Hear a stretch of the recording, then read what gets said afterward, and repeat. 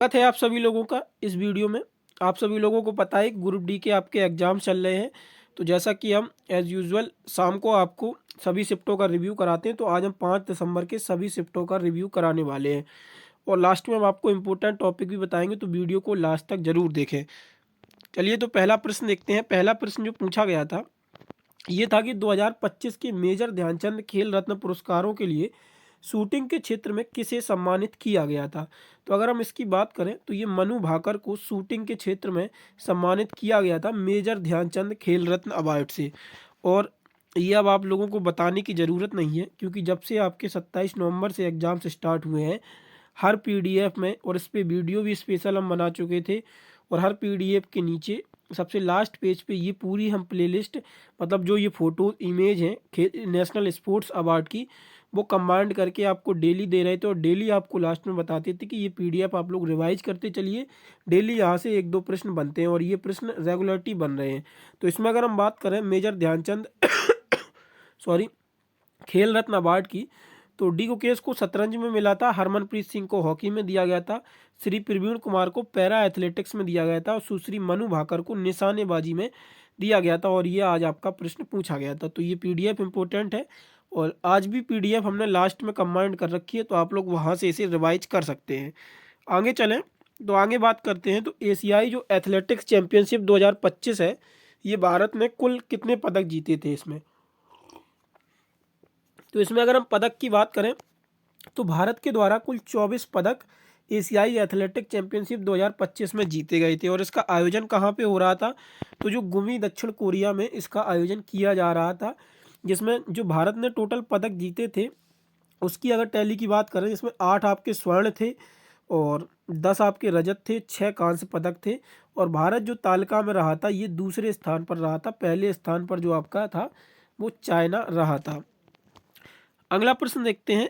अगला प्रश्न देखें उससे पहले बता दें कि अगर आप लोग साइंस में परेशान हो रहे हैं तो आप सभी लोगों के लिए वन स्टॉप सॉल्यूशन हम लेके आ चुके हैं। एनसीईआरटी सार और पीवाईक्यू नोट्स का कॉम्बिनेशन, जो कि बेहतरीन आपके ग्रुप डी में तहलका मचाए हुए है हमारी बुक। इसका प्राइस जो है वो मात्र 49 रुपये। इसका लिंक आपको डिस्क्रिप्शन में मिल जाएगा, तो आप इसे परचेज कर सकते हैं। अब तक जितने भी प्रश्न पूछे जा रहे हैं 80% प्लस यहाँ इस बुक की एक्यूरेसी रही है कि इसी से प्रश्न पूछे जा रहे हैं, क्योंकि ये पीवाईक्यू और एनसीईआरटी सार पे बेस है। इसमें हमने 1100 प्लस वन लाइनर क्वेश्चंस को कंबाइन कर रखा है और साथ में इसके नीचे हम आपको प्रैक्टिस सेट भी देते हैं। तो लिंक डिस्क्रिप्शन में, वहाँ से आप इसे परचेज कर सकते हैं। आगे चलते हैं। Really sorry. अगला प्रश्न आपका जो पूछा गया था, ये लाइफ टाइम अचीवमेंट अवार्ड है जो लॉरियस, ये लाइफ टाइम अचीवमेंट अवार्ड दिया जाता है, स्पोर्ट्स इवेंट कैटेगरी में ये अवार्ड दिया जाता है। तो उसमें आपका प्रश्न पूछा गया था कि 2025 में लाइफ टाइम अचीवमेंट अवार्ड में किसे प्रदान किया गया था। तो जो कैली स्टेलर है इनको लाइफ टाइम अचीवमेंट अवार्ड से पुरस्कार दिया गया था। इसमें अगर हम देखें तो ये पूरी कैटेगरी स्पोर्ट्स अवार्ड की डिफरेंट क्षेत्र में ये दिए जाते हैं। तो इनको देख लेते हैं, जो आपके आने वाले एग्जाम्स रिव्यू में इम्पोर्टेंट होगी, तो आप इसको ज़रूर कवर करके जाएं। World sportsman of the year का अवार्ड किसे दिया गया, तो जो मोंडो डुप्लेंटस हैं, ये स्वीडन के एथलेटिक्स हैं, ये इनको दिया गया था world sportsman of the year का। इसके बाद world sports women of the year का अवार्ड जो मिला था वो सिमोनी बाइल्स को, यूएसओ की, ये इनको जिम्नास्टिक में मिला था। World team of the year, तो जो फुटबॉल क्लब है रियल मैड्रिड, ये इसको दिया गया था world team of the year का।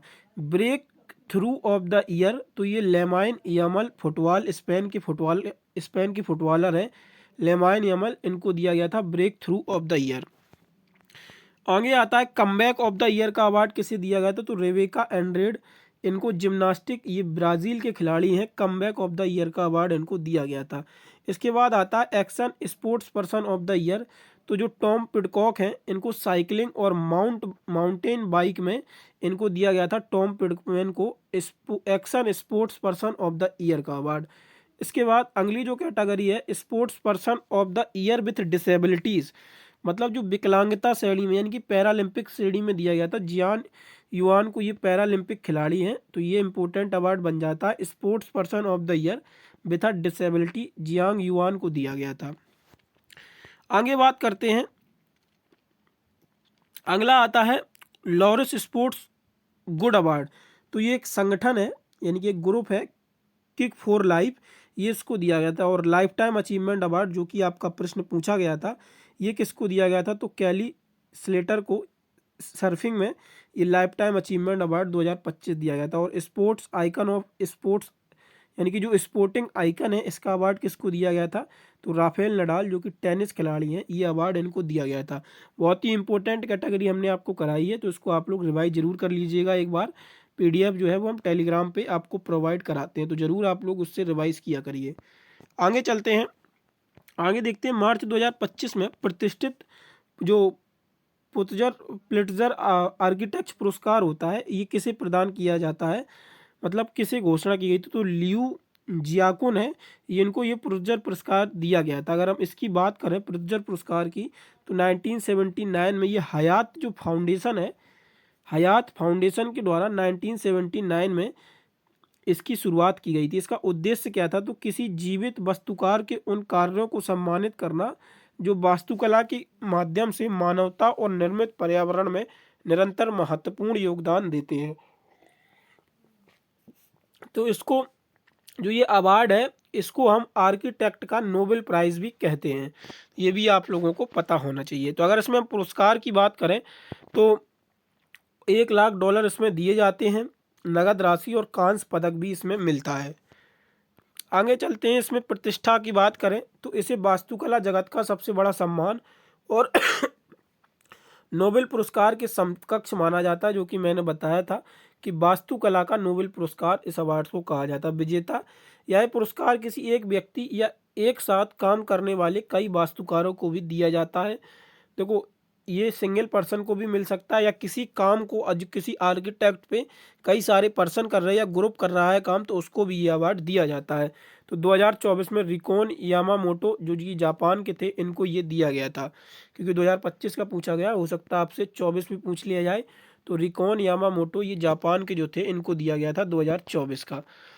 आगे चलते हैं, अनुराग कश्यप की फिल्म डकैत में मृणाल ठाकुर के साथ मुख्य अभिनेता कौन है, तो जो अदबी शेष थे, ये जो मृणाल ठाकुर के साथ थे, मुख्य अभिनेता थे अनुराग कश्यप की जो फिल्म डकैत थी। अगला प्रश्न है, मई 2025 में भारत किस संगठन से दुनिया का सर्वाधिक उच्च रिजोल्यूशन मौसम पूर्वानुमान मॉडल विकसित किया है, मतलब भारत के किस संगठन के द्वारा दुनिया का सर्वाधिक उच्च रेजोल्यूशन यानी कि हाई रेजोल्यूशन मौसम पूर्वानुमान मॉडल विकसित किया गया है, तो भारतीय उष्णकटिबंधीय मौसम विज्ञान संस्थान पुणे के साथ इसको विकसित किया जा रहा है, हाई रेजोल्यूशन मौसम पूर्वानुमान का मॉडल। आगे देखते हैं, तो भारत का 107वां राष्ट्रीय उद्यान किसे घोषित किया गया, तो 107वां जो भारत का राष्ट्रीय उद्यान है, जो सिमलीपाल उड़ीसा का टाइगर रिजर्व है, उसको घोषित किया गया है। भाई इसमें अगर हम और भी अन्य नाम बात कर लें, क्योंकि ये आज 107वां टाइगर रिजर्व पूछा गया है, आज थोड़ा स्टैटिक जीके की तरफ रुझान ज़्यादा मिला है देखने को, क्योंकि आज हर शिफ्ट में 4 से 5 प्रश्न आपको देखने को मिले हैं स्टैटिक जीके के। इससे ये पता चलता है करंट अफेयर से थोड़ा शिफ्ट जो है वो जीके जीएस, मतलब एज यूजुअल जीके जीएस की तरफ शिफ्ट हो रहा है।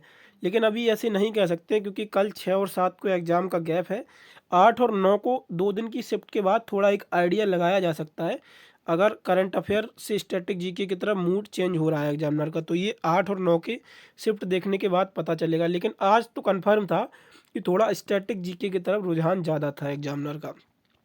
वहीं 103वां अगर देखा जाए, तो रानी लक्ष्मीबाई मरीन नेशनल पार्क, ये 103वां बनाया गया था, अंडमान और निकोबार द्वीप समूह में ये स्थित है।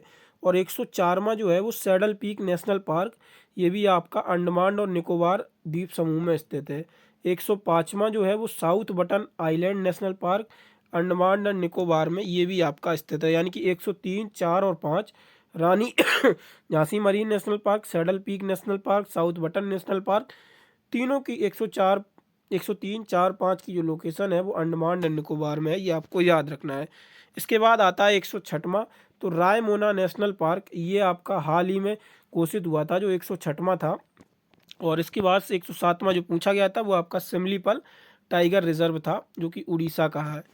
आगे देखते हैं, भारत के चुनाव आयोग द्वारा लॉन्च किया जा रहा नया वन स्टॉप डिजिटल प्लेटफॉर्म कायम कहलाता है। तो ईसीआई नेट जो है, ईसीआई नेट डिजिटल, ये भारत के चुनाव आयोग के द्वारा एक वन स्टॉप सॉल्यूशन का मॉडल तैयार किया जा रहा है।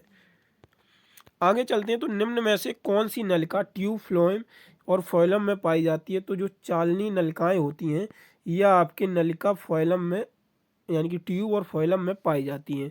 निम्नलिखित में से कौन सा उपाय एचआईवी के संक्रमण के बचाव में सहायक होता है। तो यह आपका प्रश्न दिया गया था, जो कॉन्डम का उपयोग होता है वो एचआईवी के संक्रमण के बचाव के लिए सहायक होता है। अगला प्रश्न आता है, निम्न में से कौन सा गोल्गी अपैरेटस का कार्य नहीं है। तो जो ऑप्शंस दिए गए थे उनमें से आपका एटीपी, ये जो गोल्गी अपैरेटस होता है यह आपका एटीपी उत्पन्न नहीं करता है, और यह तो न तो ये प्रोटीन संश्लेषण करता है। तो यह आपको याद रखना है कि एटीपी प्रोडक्शन और प्रोटीन जो सिंथेसिस, इनकी प्रोटीन संश्लेषण जो होता है ये एटीपी का, गोल्गी अपैरेटस का काम नहीं है। आगे देखते हैं, ये एक प्रश्न आपका जो था सॉरी, निम्न में से कौन सा न्यूटन का तृतीय नियम का उदाहरण नहीं है। तो ये हमने आपको कराया था प्रश्न, जिसमें हमने आपको उदाहरण भी बताए थे तीनों नियम के। तो आपको पता ही होगा, जो न्यूटन का थर्ड लॉ है वो एक्शन रिएक्शन प्रक्रिया का कार्य करता है, मतलब एक्शन रिएक्शन फोर्स जो होता है वो थर्ड नियम को हम कहते हैं। तो उसमें से आपके उदाहरण दिए गए थे, तो अब वो लंबे उदाहरण होते हैं तो वो पढ़ना मुश्किल होता है, मतलब उनको मेमोरी में याद करना भी मुश्किल होता है, तो उन्हें इसलिए ये प्रश्न आपका पूछा गया था। तो ये आपको याद रखना है, एक्शन रिएक्शन जो थर्ड लॉ होता है न्यूटन का उसको हम जानते हैं। भारतीय संरक्षण सम्मेलन 2025 जून 2025 में कहाँ आयोजित किया जा रहा है। तो ये wild life institute of India जो है देहरादून उत्तराखंड में, वहाँ पे इसको आयोजित किया जा रहा है, भारतीय संरक्षण सम्मेलन 2025। कार्बन के लिए निम्न में से कौन सा गुण गलत है। तो ये आपका एक एमसीक्यू पूछा गया था, जो प्रीवियस ईयर ग्रुप डी में भी पूछा गया था। तो ये हूबहू आपके 4 ऑप्शंस दिए गए थे। तो ये ऑप्शंस आपके, इनमें से आयनिक बंद होते हैं, यह एकल द्वि तथा त्रिबंधी बनाता है, मतलब ट्राइवेलेंट कोवेलेंट, और ये बॉन्ड बनाता है, ये है आपका। इसके बाद इसमें श्रृंखलाबद्ध होने का गुण भी होता है, कोऑर्डिनेशन, यानी कि यह चतुर्थ संयोजक यानी कि चतुष्फली संरचना होती है इसकी। तो इसमें जो आपका था, जो गलत था, गुण नहीं होता है कार्बन में, तो ये आपका ए ऑप्शन राइट था, इसमें आयनिक बंद होते हैं। तो ये आपका गलत है, कार्बन में आयनिक बंद नहीं होते हैं। बाकी ये तीनों जो प्रॉपर्टी दी गई हैं ये कार्बन की तीनों प्रॉपर्टी होती हैं। आगे चलते हैं, कास्टिक सोडा का प्रयोग निम्न में से किस उद्योग के लिए किया जाता है। तो उद्योग आपके अलग अलग प्रकार के उद्योग होते हैं, वो ऑप्शंस में क्या दिए गए थे तो वो आपको प्रेफर करने थे, लेकिन जो मुख्यतः उपयोग हैं कास्टिक सोडा के वो आपको ये दिए गए। एक तो जल उपचार में सबसे महत्वपूर्ण, इसके बाद साबुन और डिटर्जेंट निर्माण में ये उपयोग किया जाता है, लकड़ी और कागज उद्योग में और कपड़ा उद्योग में इसका बहुत ही महत्वपूर्ण योगदान होता है। मतलब मेनली अगर सोर्स देखे जाएँ तो यही सोर्स हैं जिनमें सबसे ज़्यादा कास्टिक सोडा का यूज किया जाता है, कागज उद्योग, कपड़ा उद्योग, जल उपचार में, साबुन और डिटर्जेंट के निर्माण में। आगे देखते हैं, जे थॉमसन के परमाणु मॉडल के बारे में पूछा गया था। तो ये आपको दिया गया है कि प्लन जो पुडिंग मॉडल है ये तरबूज का मॉडल भी कहा जाता है, जे थॉमसन के मॉडल को। तो ये इनके बारे में दिया गया था। तो ये सारी जानकारी दी गई है, आप इसे पढ़ सकते हैं अच्छे से, और आपने ये मॉडल तो ज़रूर पढ़े ही होंगे, तो इन्हें आप देख लीजिएगा। आगे चलें तो उससे पहले हम आपको बता दें कि यह आपकी स्टैटिक जीके की बुक है, इसे आप परचेज़ कर सकते हैं। इसका प्राइस भी सेम इट इज़ साइंस की ई बुक की तरह है, 49 रुपये। तो आप इसका लिंक और साइंस की ई बुक का लिंक आपको दोनों जगह डिस्क्रिप्शन में और कमेंट बॉक्स में पिन करके रखते हैं हम, तो वहाँ से आप उसे आसानी से परचेज़ कर सकते हैं। और परचेज़ के लिए आपको बता दें, आप लोग परचेज़ करते हैं तो हड़बड़ाइए नहीं, जैसे ही आप पेमेंट करते हैं 4 से 5 सेकंड वेट करिए, ई बुक आपको वहीं पे शो हो जाती है, वहाँ से आप उसे डाउनलोड कर सकते हैं इजीली। वो आपके जो फाइल मैनेजर होता है, डॉक्यूमेंट में जाएंगे वहाँ पे आपको शो हो जाएगी। और अगर नहीं होती है बाई चांस, तो हम आपको जिस ईमेल से आप पेमेंट करते हैं उसी जो ईमेल मिलती है हमें पेमेंट डिटेल के समय, उस पर हम आपको ऑटोमेटिकली 5 से 10 मिनट में आपके पास ई बुक ऑटोमेटिकली ईमेल पे पहुंच जाती है, तो आप ईमेल पे भी उसे चेक कर लीजिएगा। आगे चलते हैं, तो निम्न में से कौन सा पीएच का लाल लिटमस पत्र रेड लिटमस को नीला कर देता है। तो मतलब ये पूछा गया था कि पीएच का कौन सा मान है जो रेड लिटमस को ब्लू लिटमस यानी कि लाल लिटमस पत्र को नीला लिटमस कर देता है। तो उसका जो राइट आंसर था 11 था। क्षारीय यानी कि बेस होता है वो रेड से ब्लू में टर्न कर देता है। अगर इसमें हम क्वालिटी की बात करें तो देखो पीएच का मान अगर 7 से कम होता है, बेसिक चीज़ है आप सभी लोगों को पता ही होगी, मतलब 7 से कम है तो वो एसिडिक होता, 7 है उदासीन होगा, और पीएच का मान 7 से अधिक है तो वो बेसिक होता है। ये बेसिक की क्वालिटी होती है जो रेड लिटमस को ब्लू लिटमस करता है, तो इसलिए वहाँ पे 11 आंसर आपका राइट था। ठीक है, आगे बात करते हैं। और ये दिया गया है कि लाल लिटमस पत्र केवल क्षारीय विलयन में नीला हो जाता है, तो वो मैंने आपको बता ही दिया। 2025-26 में केंद्रीय बजट में पर्यावरण वन जलवायु परिवर्तन मंत्रालय को लगभग कुल कितना राशि आवंटित हुई थी? तो ये आपकी थी 3,412.82 करोड़ रुपए। ये पर्यावरण वन और जलवायु परिवर्तन मंत्रालय को राशि आवंटित की गई थी। आगे प्रश्न आता है, हाल ही में दक्षिण भारत की पहली संक्रामक रोग अनुसंधान और निदान प्रयोगशाला यानी कि infected disease research and diagnostic laboratory IRDL कहाँ पर स्थापित की जा रही है? तो ये बेंगलोर मेडिकल कॉलेज एवं अनुसंधान संस्था में इसको विकसित किया जा रहा है, मतलब ये इसको स्थापित किया जा रहा है वहाँ पे। अगला आता है, महिलाओं में निषेचन यानी कि प्रजनन फर्टिलाइजन कहाँ होता है? तो जो फिलोपियन ट्यूब होता है, अंडा वाहिनी होती है, उसमें प्रजनन की प्रक्रिया होती है। अगला देखते हैं, अपवित किरण यानी कि इंसिडेंट रे और निर्गत रे यानी कि इमरजेंट रे के बीच में बनने वाला कोण क्या कहलाता है? तो विचलन कोण कहलाता है। आपको पता ही होगा स्लेट पे जब हम ये रे डालते हैं तो ये इंसिडेंट रे होती है और ये जो होती है आपकी इमरजेंट रे होती है। इसी को पूछा गया है, तो इनके बीच में जो कोण बनता है वो कौन सा होता है? तो ये एंगल ऑफ डेविएशन के नाम से यानी कि विचलन कोण के नाम से जाना जाता है। आगे देखते हैं, तो ये ई बुक है जिसको हम आपको सभी को बता चुके हैं इसके बारे में कि अगर आप इसे खरीदना चाहें तो खरीद सकते हैं। सॉरी। आगे बात करें तो 2025 में एशियाई जिम्नास्टिक चैंपियनशिप में वर्ल्ड फाइनल में कांस्य पदक किसने जीता था? तो जो प्रणीति नायक थी इन्होंने ये कांस्य पदक जीता था। आगे प्रश्न आता है, भारत पोल ऑनलाइन पोर्टल का उद्घाटन किसने किया? तो ये 7 जनवरी 2025 को भारत पोल पोर्टल का उद्घाटन किया गया था अमित शाह के द्वारा, जिनके पास गृह मंत्रालय और सहकारिता मंत्रालय है वर्तमान समय में। आगे प्रश्न पूछा गया था, नरेंद्र मोदी जी के कार्यकाल से संबंधित था कि जून 2025 तक नरेंद्र मोदी ने भारत के प्रधानमंत्री के रूप में कितने वर्ष पूरे किए हैं? तो जून 2025 तक नरेंद्र मोदी जी ने भारत के प्रधानमंत्री के रूप में 11 वर्ष आपके पूर्ण कर लिए हैं। और नरेंद्र मोदी जी ने पहली बार जो शपथ ली थी ये कब ली थी? तो 26 मई 2014 को इनके द्वारा भारत के प्रधानमंत्री के रूप में शपथ ली गई थी पहली बार, और तब से अब तक ये लगातार प्रधानमंत्री हैं। ये इनका तीसरा टर्म है कॉन्जिक्यूटिव। आगे देखते हैं, तो ऑस्ट्रेलियाई ओपन 2025 में पुरुष एकल का खिताब किसने जीता था? तो ये जैनिक सिनर जो है इनके द्वारा ये खिताब जीता गया था ऑस्ट्रेलियाई ओपन 2025 का। देख लीजिए, ये वीडियो 7 दिन पहले का है, 28 दिसंबर का रिव्यू था। उस दिन एक प्रश्न आपका पूछा गया था, कौन सा ऑस्ट्रेलियन ओपन 2025 का रनर अप कौन था? तो अलेक्जेंडर जेरेव था। उसी दिन मैंने आपको विथ रनर अप पूरे के पूरे चारों ग्रैंड स्लैम करा दिए, और ये करंट अफेयर की ई बुक में हमने बेल बैटरीन डाल रखा है जो आपको कल से सेल के लिए अवेलेबल हो जाएगी। तो ये देख लीजिए, रिव्यू इंपॉर्टेंट होते हैं, हम आपको पहले दिन से ही बता रहे हैं, तो रिव्यू आप लोग लास्ट तक ज़रूर देखें। और जो डिटेल एक्स्ट्रा कराई जाती है वो इसलिए कराई जाती है कि आपके आने वाले शिफ्टों के लिए वो आपको बेनिफिट हो सके, उससे आप 2 से 3 प्रश्न यानी कि 4 से 5 प्रश्न तक भी निकाल पाएँ। यानी कि मिनिमम 2 से 3 प्रश्न तो आप ऐड ऑन कर ही सकते हैं एक दिन की रिव्यू से, और 10-15-20 मिनट का वीडियो होता है जिससे आप 2-3 प्रश्न आने वाले शिफ्टों के लिए फिक्स कर सकते हैं। तो बाकी आप लोगों की मर्जी है, ये मैं आपको बस इम्पोर्टेंस बता रहा हूँ कि रिव्यू का क्या इंपॉर्टेंस होता है। तो एक बार ये हम फिर रिवाइज कर लेते हैं। ऑस्ट्रेलियन ओपन की बात करें पुरुष एकल में यानिक सिनर यानी कि जेनिक सिनर और अलेक्जेंडर जेरेव भी आपके रनर अप थे, ये विनर थे जो आपका आज प्रश्न पूछा गया था। वहीं आगे इसमें हम बात करते हैं महिला एकल में, तो महिला एकल में ऑस्ट्रेलियन ओपन में जो विनर थी वो मेडिसन कीज थी, और रनर अप जो थी वो ये आर्याना सवालेंका जो थी ये आपकी रनर अप थी। वहीं फ्रेंच ओपन की बात करते हैं, तो फ्रेंच ओपन में पुरुष एकल का खिताब जो जीता था वो कार्लोस अल्कराज ने जीता था, और रनर अप जो थे यानिक सिनर थे। महिला में बात करें पुरुष फ्रेंच ओपन महिला में तो विनर जो थे वो कोको गॉफ थे और रनर अप जो थी वो आर्याना सबालेंका यहाँ पे रनर अप थी। आगे बात करते हैं विंबलडन की। तो विंबलडन पुरुष एकल में जो विनर थे वो आपके यानिक सिनर थे और रनर अप जो थे वो कार्लोस अल्कराज थे। वही महिला एकल की बात करें तो विनर ईगा स्वास्तिक और रनर अप जो थी वो अमांडा अनिसिमोवा, ये आपकी रनर अप थी। यूएस ओपन की बात करें तो यूएस ओपन में पुरुष एकल में जो विनर अप थे ये आपके कार्लोस अल्कराज थे और रनर अप जो थे यानिक सिनर थे।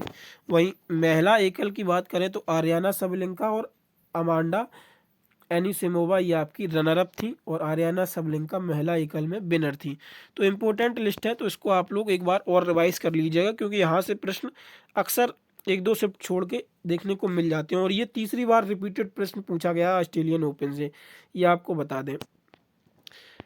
2025 का जूडो चैंपियनशिप का आयोजन कहाँ पर किया गया? तो ये बुडापेस्ट जो हंगरी है यहाँ पे 2025 के जूडो चैंपियनशिप का आयोजन किया गया था। इसके बाद G20 शिखर सम्मेलन 2025 कहाँ पर आयोजित किया गया? तो G20 जो शिखर सम्मेलन 2025 है आपका, ये जोहानिसबर्ग दक्षिण अफ्रीका में आयोजित किया गया था और 22-23 नवंबर को जो मेन मीटिंग होती है ना हेड ऑफ स्टेट्स की, इसका आयोजन किया गया था जिसमें भारत की तरफ से प्रधानमंत्री मोदी ने भी भाग लिया था। और इसमें जो कंट्रोवर्सी होगी आपको पता ही होगा कि ट्रंप इसमें नहीं आए थे और जो प्रेसिडेंसी थी ना जो नेक्स्ट ईयर यानी कि 2026 की प्रेसिडेंसी जो है वो अमेरिका को ट्रांसफ़र होनी थी, तो वो सब चीज़ें अभी नहीं हुई हैं और मतलब बिना अमेरिका के ही इसमें जो फाइनल कंक्लूजन होता है वो निकाला गया था। तो उसमें बहुत अमेरिका की किरकिरी हुई थी, तो ये आपको याद रखना है। भारत से प्रधानमंत्री मोदी ने खुद यहाँ पे समिट में हिस्सा लिया था और इसकी जो थीम थी, मतलब जो 2025 की थीम थी G20 शिखर सम्मेलन की, तो एकजुटता, समानता और स्थिरता, ये 2025 के G20 शिखर सम्मेलन की थीम थी। अगला आता है 2025 में पद्मश्री अवार्ड से किस क्रिकेटर को सम्मानित किया गया है? तो रविचंद्रन अश्विन को। सेकंड बार रिपीटेड है, पहली बार जब ये प्रश्न पूछा गया था 28 तारीख को ही पूछा गया था, तो मैंने आपको पद्मश्री अवार्ड की जो कैटेगरी कराई थी वो सारी करा दी थी। 28 नवंबर का वीडियो खोलिए और देख लीजिएगा और इसके नीचे मैं लिस्ट भी लगा दूंगा आपको जो इम्पोर्टेंट है, अभी यहाँ पे मैंने नहीं लगाया। बाकी इंडेक्स तो हम आपको डेली करा रहे हैं, कल भी मैंने कराए थे। ह्यूमन डेवलपमेंट रिपोर्ट इंडेक्स जो है यानी कि मानव विकास सूचकांक में भारत की रैंक पूछी गई थी HDI इंडेक्स में, तो ये भारत की जो रैंक है ये 130वीं रैंक थी। हम ये सारे इंडेक्स आपको करा चुके हैं पहले ही, तो आप लोग इनको देख लीजिएगा। उसकी PDF भी अलग से हम आपको प्रोवाइड करा चुके हैं, ये भी आपको हम करा चुके हैं। जलवायु परिवर्तन सूचकांक में भारत का कौन सा रैंक मिला था? तो जो जलवायु परिवर्तन सूचकांक में भारत का रैंक था क्लाइमेट चेंज परफॉर्मेंस इंडेक्स में, तो ये 10वां रैंक था भारत का। आगे बात करते हैं इसमें हम, तो ये आपको यहाँ से प्रश्न आज बना था, ये मैंने आपको ऊपर कराई दिए। सुश्री मनु भाकर निशानेबाजी, ये आपका प्रश्न बना था फर्स्ट शिफ्ट में। बाकी और भी ये इंपॉर्टेंट लिस्ट दे रखी है। यहाँ पे सबसे इम्पोर्टेंट लिस्ट ये होती है आपकी अर्जुन अवार्ड वाली कैटेगरी। शुरू में 2 से 4 दिन तक यानी कि 27, 28, 1, 2, 3 तारीख को तो यहाँ से भर भर के प्रश्न मिले थे, यहाँ तक कि 3-3 प्रश्न एक शिफ्ट में देखने को मिल रहे थे। और ये टोटल अर्जुन अवार्ड जो है ये 32 लोगों को दिए गए थे। और इसके बाद यहाँ पे ये भी दिए गए हैं, मतलब ये खेलकूद में जो अर्जुन अवार्ड होते हैं आजीवन बारी सेड़ी, सुच्चा सिंह आपका पूछ लिया गया है, मुरलीकांत पेटकर ये भी पूछा जा चुका है आपका नाम, और इसमें सुभाष राणा का भी नाम पूछा जा चुका है जो पैरा निशानेबाजी में थे कोच में। ठीक है, S मुरलीधरन भी पूछा जा चुका है। और ये आप लोग याद रख लीजिएगा मौलाना अबुल कलाम जो ट्रॉफी है इसकी लिस्ट, मतलब पूरी PDF इम्पोर्टेंट है। आप इसे 2 से 3 बार रिवाइज करेंगे तो आपके दिमाग में ऑटोमेटिकली ये आ जाएगा। बाकी आप लोगों को बता दें कि रीजनिंग के जो इम्पोर्टेंट टॉपिक बन रहे हैं, रीजनिंग में आप लोग सेटिंग अरेंजमेंट अच्छे से करके जाइए। सॉरी, रीजनिंग में सेटिंग अरेंजमेंट वाले क्वेश्चंस थोड़े फंसा रहे हैं, लॉन्ग क्वेश्चन बन रहे हैं, 3 से 4 तक आपको प्रश्न देखने को मिले। बाकी पजल से भी एक क्वेश्चन बन रहा है और एक प्रश्न रीजनिंग में थोड़ा स्टेटमेंट बेस बन रहा है सेटिंग अरेंजमेंट का। इन्हीं 3 में से जो बन रहे हैं प्रश्न, तो वो आप थोड़ा लास्ट में उसको सॉल्व करिए जिससे आपको टाइम बच सके उसका। ठीक है, बाकी मैथ के क्वेश्चंस हैं, मैथ के जो पैटर्न है वो मैं आपको टेलीग्राम पे प्रोवाइड करा दूंगा। आज के 5th मतलब 4 नवंबर के भी कुछ क्वेश्चंस प्रोवाइड कराए हैं एक बच्चे ने, 4 नवंबर और 4 दिसंबर और 5 दिसंबर, यानी कि आज के और जो कल 4 दिसंबर को हुआ था, रिव्यू कराया था उसके, यानी कि इन दोनों दिनों के मैथ के क्वेश्चंस मिल गए हैं। तो वो मैं आपको उनका इमेज जो है वो डायरेक्ट टेलीग्राम पे शेयर कर दूंगा, तो वहाँ से आप उसे देख लीजिएगा कि किस तरीके के मैथ के प्रश्न बन रहे हैं। वीडियो मैं नहीं बनाऊंगा मैथ का, क्योंकि ना मेरी मैथ में एक्सपर्टीज़ है। जस्ट मैं आपको प्रश्न शेयर कर दूंगा कि कैसे प्रश्न बन रहे हैं। बाकी साइंस का ईबुक और जीके का ईबुक अगर आप खरीदना चाहें तो इस पीडीएफ में यहाँ पे भी लिंक पे क्लिक कर सकते हैं, और आपको वीडियो में कमेंट बॉक्स और डिस्क्रिप्शन में दोनों जगह लिंक अवेलेबल है, तो वहाँ से आप इसे परचेज़ कर सकते हैं। चैनल पर पहली बार आएँ तो चैनल को सब्सक्राइब जरूर करें और अपने दोस्तों के साथ वीडियो को साझा करना ना भूलें। धन्यवाद।